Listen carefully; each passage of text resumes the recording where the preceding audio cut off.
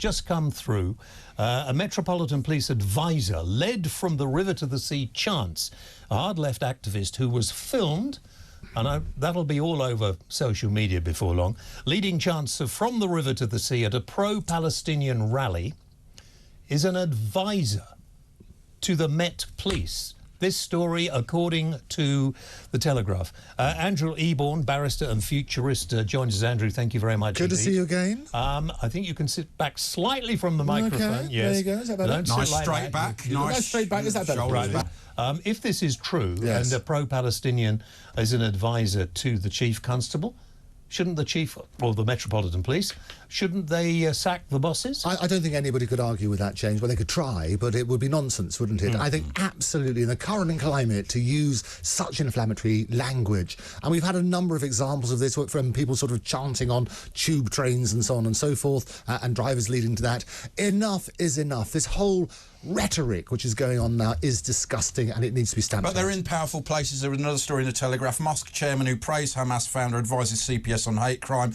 Mohammed Kosbar is also Deputy Secretary General of Muslim Council of Britain, which Whitehall has a policy of zero engagement, yet Sadiq Khan uses him. And how do we get to this situation, Andrew? How do we get here with stupid people not vetting those people? How come this bloke gets there to be an advisor? We had a Hamas leader who came over here, used his brother's passport, bought the council house. They know it was him now. He's still in contact with Hamas and he's allowed to live here. I think the point you make is absolutely right. It's ignorance. People don't really understand what it means, and you need to put it into context. Yeah, but the Home Office find out. Why don't they do anything about it? Well, I think a number of people, and we as broadcasters, without fear or favour, should be able to report this and say, look, what it does, and talk about the terminology. Why is it so offensive? And some say it's laced with genocidal intent. Okay, so really, really clear on that. So if people are using that and they go back to the phrase and what it actually means, you need to dig a bit deeper, question everything. I think it's absolutely appalling what's going on at the moment. So how can the police chiefs, the chief constable, whatever, how can he and the people who are supposed to vet people who advise them, why they need advisors, they should be up to the job themselves. Sack this prat. Listen, call the chief constable now. I don't mind if you get him out of his bed. Chuck, are you listening to me? Chuck, what did I just say? No, right. Well, he'll listen not later and listen again. Listen. Yeah, oh, what? I can't do it. We're talking about something serious. Stop that. Yeah, well, listen to the big whale, okay? The problem is this chief constable's a pillock, right? Call him up. I don't care whether you get him out of bed or not, and ask him to come on and justify how he did this. Yeah. But with that breaking news, sir, it's not surprising he was advised that jihad in that context that it was used just means a reflection of your spiritual So this is what I say. We need to call this out. We need to make sure they understand the meaning of the language so they can't plead ignorance. Because the sooner we do it, and you're right, get them on the phone. Yep. You know, it's very simple. Yep. Let's have a look. Is there there? No, not 999, Chuck, no. Because you won't get answered. No. Yeah, I'll take hours. Okay. Man arrested over the pro-Palestinian mice. This is a story that came into the news very early this week and then disappeared very quickly. Yeah. I'm glad it disappeared because it broke my heart. These were people going in to McDonald's. They had dyed some white mice in the Palestinian colours. That's right. Palestinian colours. Listen, let's just show you the clip. These are live mice. And run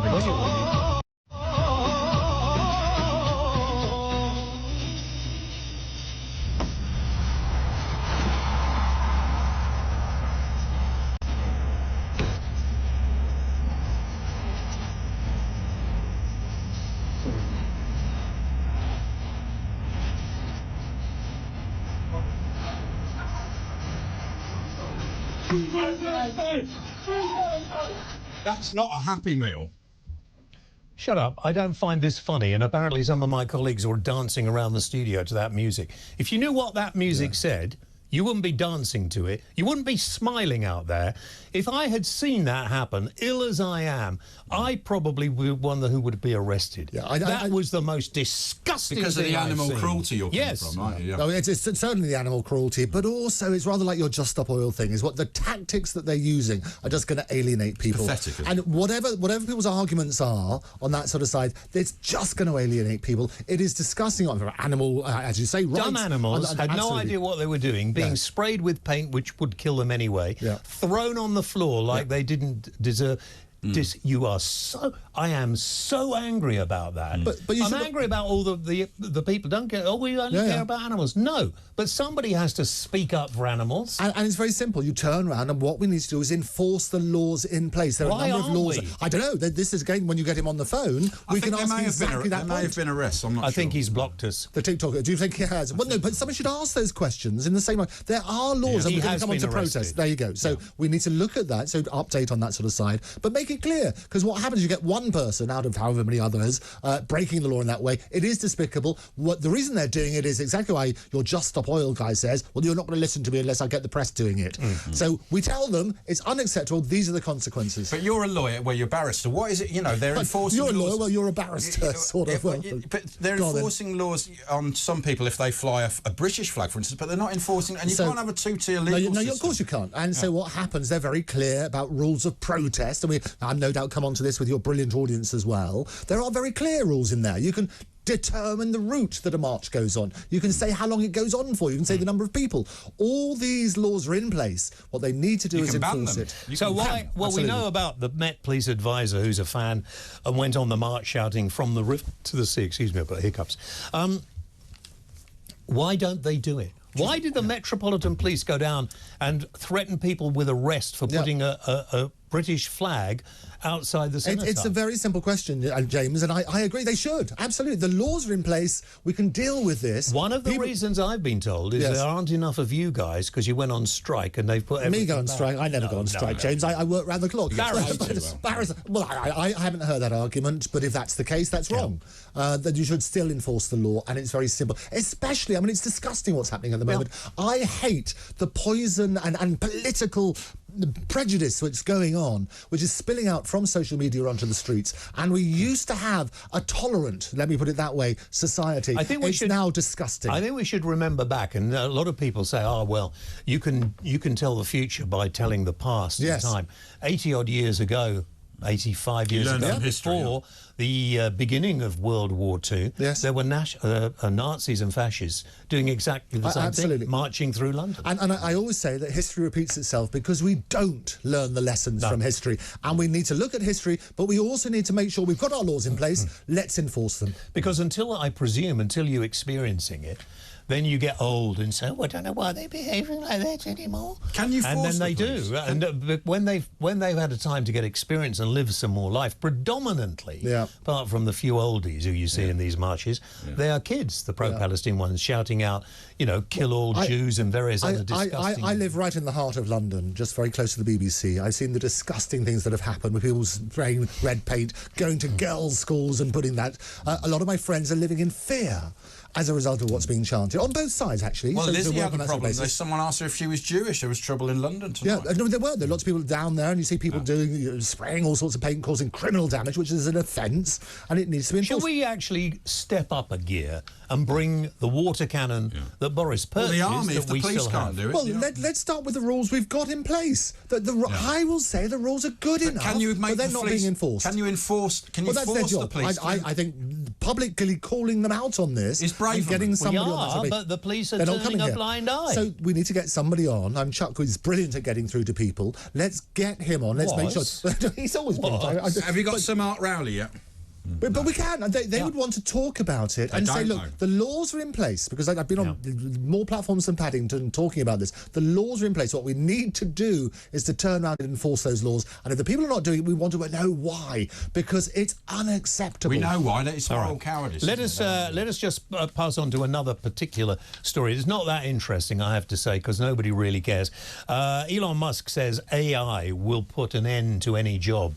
You and I better watch out. Well, I'll tell you what, they should be interested, because this is the most disruptive technology in history. We're living in a very diseased information age, and I always say that AI, artificial intelligence, is basically our greatest human achievement, but also potentially the biggest existential threat. And there was a great summit, and all credit to Rishi, that basically we had the very first AI security summit in Bletchley Park, the home of the Enigma code and all that sort of code breaking lawmakers and everything else, and they sat down there and said, hang about, there's all these risks and everything else, but there are also tremendous benefits. And we've spoken about it beforehand in terms of But healthcare. how can you control the benefits? Because once somebody, you know, maybe the leader of Hamas or someone like that gets hold of this AI, and then they can actually turn the propaganda around to confusing the hell out of everybody. It's already happening. And so we had an election in Slovakia. I can tell you there was a fake audio which was put out, created by AI, and the two parties were neck to neck. And what happened is they put out one of these fake audios 2 days before the election. And in this one, the apparent opposition persons they then were, was saying, oh, this is how we can rig the election. It's like a secret recording and everything else. It was completely fake, but they lost the election. So that was probably the first one. Well, we heard Keir Starmer, the fake one. Oh, you bloody fraud! And he sounded far too animated. He was more effing and blinding than the Ed Secretary, I can tell you. But that may or may not have been true.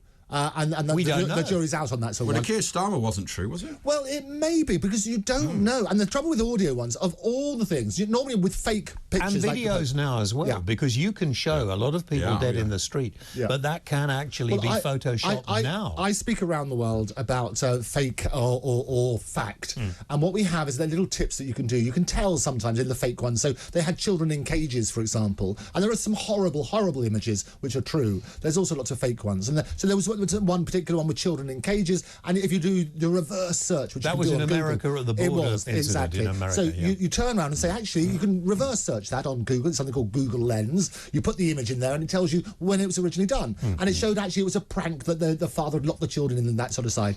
With the other things, what Rishi's saying is the real concern is about we've got elections coming up in the US, in India, and Indonesia, and also he said, and the UK next year. Surprise, surprise.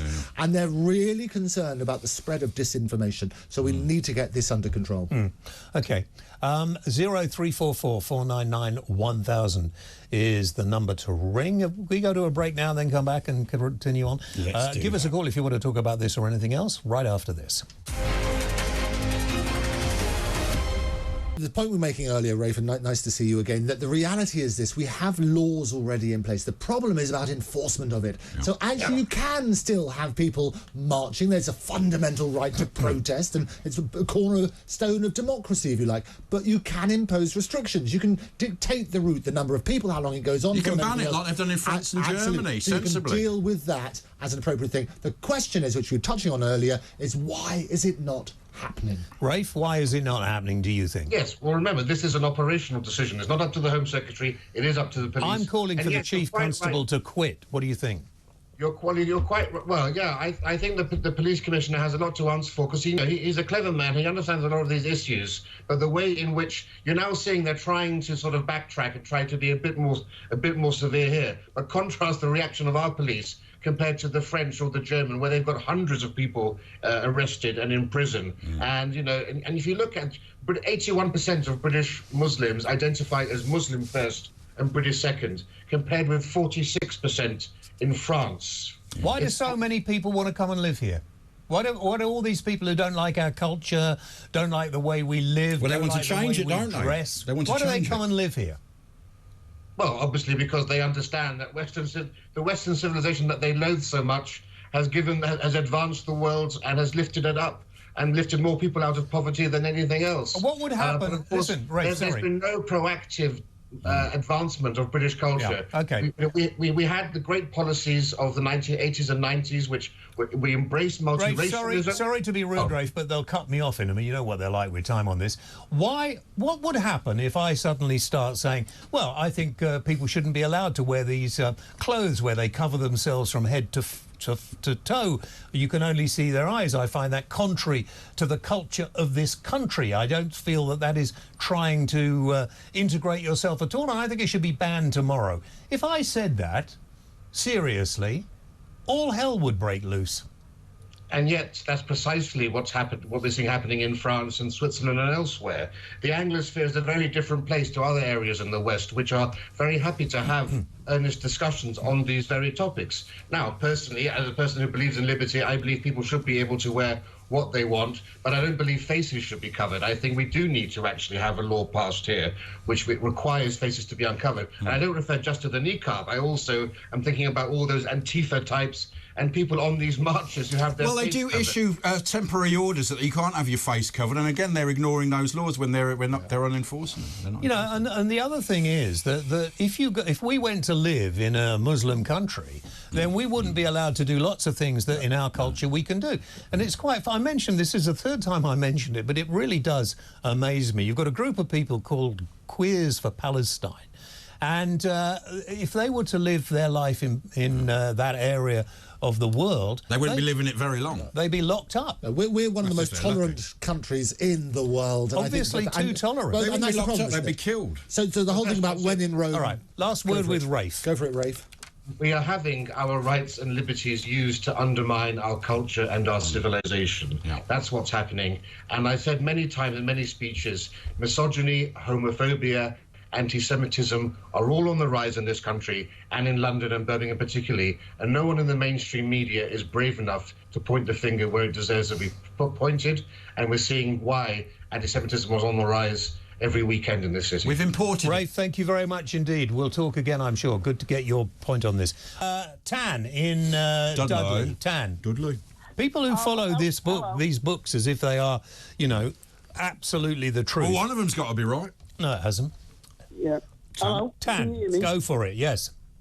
Yeah. I think there needs to be a bit of a balance here. Yesterday, I was. Do you? We went out. With Well, I don't want to hear about what you did yesterday. I want to hear about the point you want to make. Right, I'm going to tell you for Well, this. do now. I don't have time just for you to prattle on about nothing. So what did you do yesterday? Oh, shut up. Well, I went to Worcester and I saw a pro-Palestinian demonstration there. Yeah. Oh, yeah. And I've got to say, it was very, very peaceful. So if they're going to do it Good. next week, I I'm hope very it's going glad. to be peaceful. I doubt it. Well, we hope so too, Yeah, but it me too. unfortunately looks like when you demonstrate in the area of London they say they're going to, down amongst the cenotaph, it ain't going to be that peaceful. And it'll be provoking people who wish to remember those people who gave their lives. That's why for they're others. doing it as a provocation. And it's they are. Of already course they are. provocative, Yeah. isn't it? They talk about being a hate march, which I also think is wrong. Tan, thank you for that. Leslie's in West Sussex. Leslie, good evening. But talk. Hang on. Leslie, what do you want to say? Hi, I want to thank you for saving my life. That's all right. I'm glad we did. 25 years ago, you were at a radio station. I need to get away from the telly, sorry. You, I can't remember what it was, but you had this bloke on the radio who you kept on the radio until the police came. And I was falling asleep on the way home on the M4, M25, M23, and you kept me awake on the way home. Well, listen, I am really glad. I thought you were going to say something else. You should have pulled over and had a coffee and a rest. But I am so glad you're safe and still listening and watching as well, Leslie. So lots of love, and it was my pleasure to keep you alive. Anne's in Birmingham, probably final call. Anne, good evening. Good evening. Hello, Anne. Hello, mate. Yeah, your point, Anne, please. You've got the radio or the TV on, and that's not going to work. No, I haven't. I just got cut off of my... Are you on hands-free, Anne? I think we'll have to take you another time, Anne. We've run out of time. We're going to take a break. Don't go away. Please use your hands.